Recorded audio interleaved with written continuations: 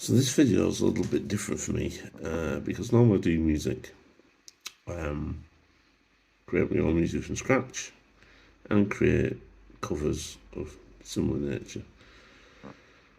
But I just wanted to talk about the Beatles and Now and Then.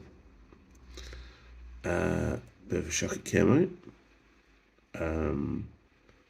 I've seen lots of reactions, and every time I see a reaction to it, I cry.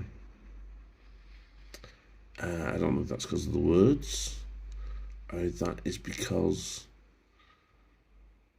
it's nostalgic and really it feels about themselves and missing each other.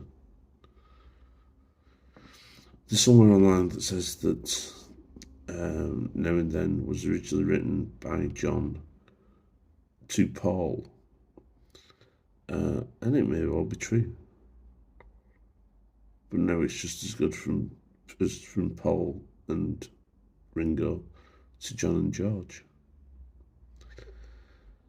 The sound is amazing. It's amazing what you can do these days with AI, taking the voice of John Lennon out of the demo, which is awful, and making it fantastic and clean and crisp. The production's amazing, the strings are amazing. I mean, bringing Charles Martin in was a great idea. Also finished it off, I guess. You know, it was handed from father to son. It's George Martin's son. And George Martin, like George Harrison and John Lennon, is no longer here. Well, what I do want to say though is that the Beatles are inspiring in so many respects. I lived in Liverpool for 2.5 years, and I loved music, but I started to do my own music because I lived there. And when you live there, you live and breathe the Beatles. You go down to Pier Head in Liverpool, you've got the four of them there in a statue. You have the tour buses for the Beatles tours there. You know, you can walk up the street where the Cavern Club is, although it's not the real Cavern Club, by the way. If anybody thinks it is, then it's not. It's been rebuilt, it's been changed into a different place. It's not the original Cavern Club. And of course, John's on that street. I can't even think what the street's called. But I've been down it many times. And it's inspiring. Liverpool's inspiring musically. And it's inspired me. And if you can't be inspired by the Beatles, who the hell can you be inspired by? The Beatles were around for 10 years. And they changed culture and music in one swoop, which is incredible.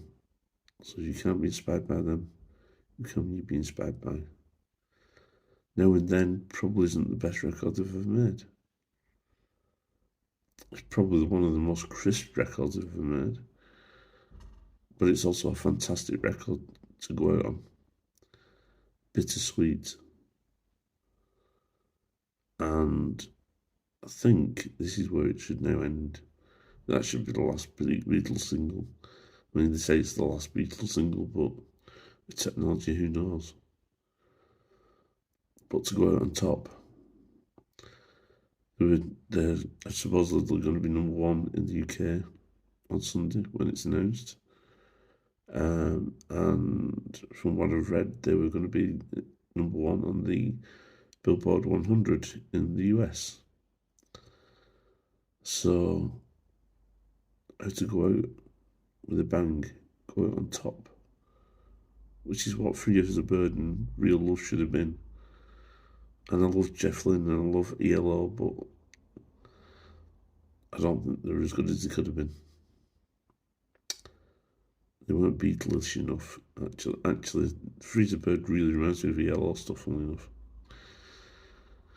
So, go right on top, because this record's made everybody cry, including me. The video is sensational.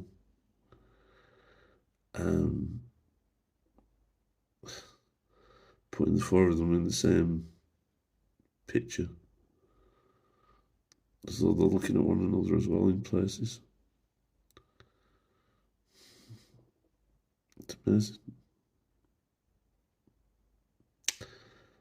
So that's my review of Now and Then.